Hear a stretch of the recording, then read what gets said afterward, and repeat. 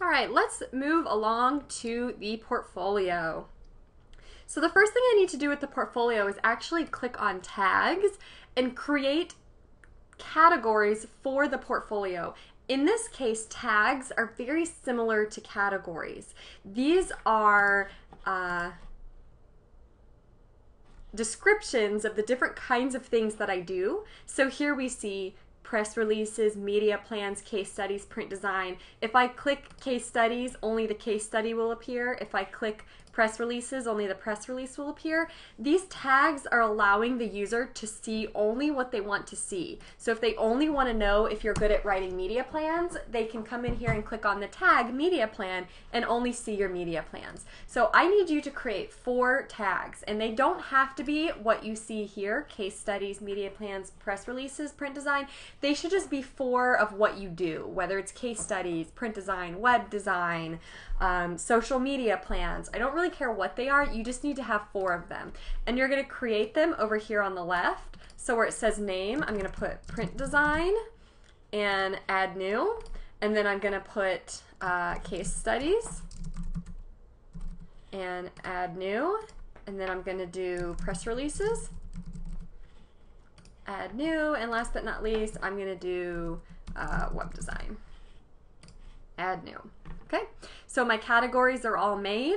If I go to my portfolio, there's nothing here, however. So I still need to figure out how to get the stuff here. So we still have to put some items in here before we see anything. So we're gonna go to portfolio, add new, and we're gonna add a portfolio item. So let's take a look at a portfolio item. These are portfolio items. They have a picture, and they have a title, and they have a tag, and they have a description. So here's how this works. We're going to type in the title. We're going to click in the WYSIWYG editor and type the description. Okay. Now we're going to choose a portfolio image. So we're going to click upload, and this is my image.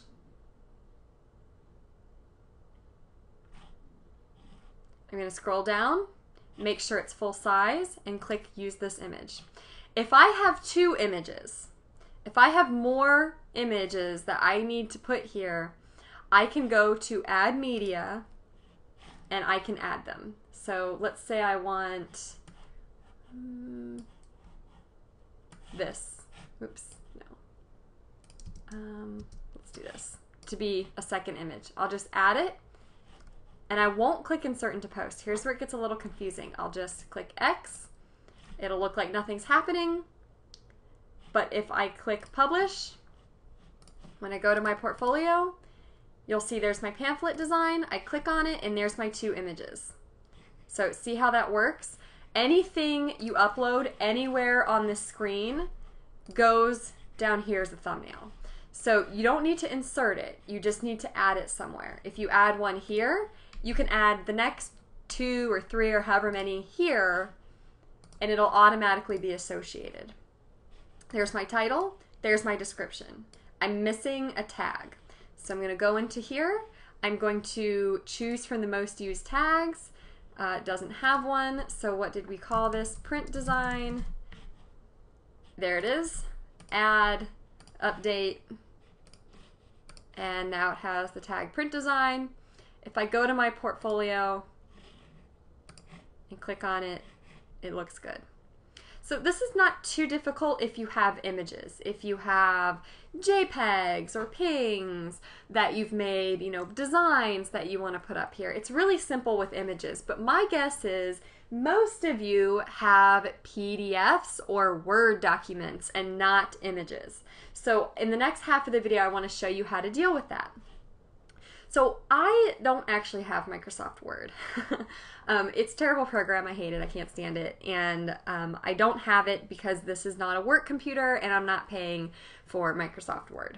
So if you have a Word document, you'll have to turn it into a PDF, and unfortunately I cannot show you in this video. I think you just go to File, Save, and you can save it as a PDF. Never put Word documents on your website. Let me repeat that. Never put Word documents on your websites. You don't want to use Word documents for two reasons. First of all, not everyone who downloads your Word document has Word or has the same version of Word as you. So many people will not be able to open your Word document. Second of all, Word documents can be edited. So you don't want to give your work away to people who can just go in and copy and paste all of it or make changes and screw around with it. So you're not going to put Word documents on your portfolio. Instead, you need to save your Word document as a PDF. And let me show you then how to put a PDF here on your portfolio. Okay, I've just opened a PDF, and this PDF actually happens to be the rubric for this very assignment that you are working on now. And so let's imagine that this is a case study or some other thing that we want to put on our portfolio site. If we want to add this PDF to our site, here's what it's going to look like. We're going to go to Add New, and I'm going to call this Rubric. And if I try to upload the PDF here, I'm going to drag it in and click Use this image, and you'll see it doesn't work. I get a little broken picture link showing that I can't do this. PDFs are not images, and so this is confusing to WordPress. If I publish this,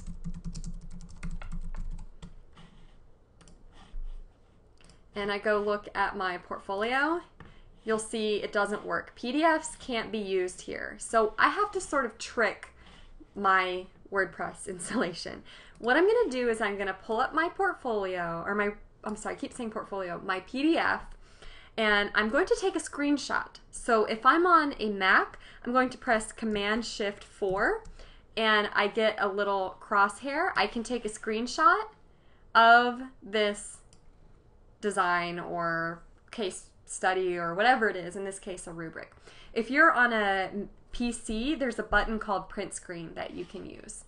So now if I go back into my editor, I'm going to get rid of that PDF because it doesn't work, and under Portfolio Image I'm going to drag that screenshot. On a Mac it saves to your desktop, and I'm going to drop it here. And I'm going to scroll down, make sure full size is selected, click Use this image, and now I do have a nice little image of my PDF. Now let's take a look at this and see what happens.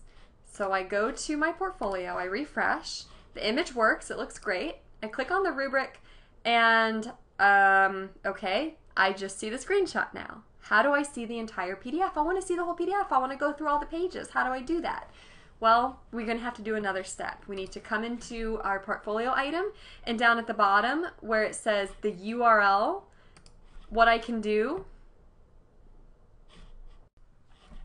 here is get the URL for my PDF and try putting it there. So I already uploaded the PDF. I'm going to go to Add Media, and there it is right there, portfoliorubric.pdf. If I click on it and scroll down on the right, you'll see there's a link. So I'm going to copy that link, scroll down, and paste the link here. So if I click Update, and then I go to my site, you'll see it has a button that says Visit Website, and if I click on it, my link will come up. Now, this can work depending on what you're doing, but in this particular situation, it's a little bit weird. It says Visit Website, but I'm not actually going to a website. So this isn't going to work either. So let's take that out of there.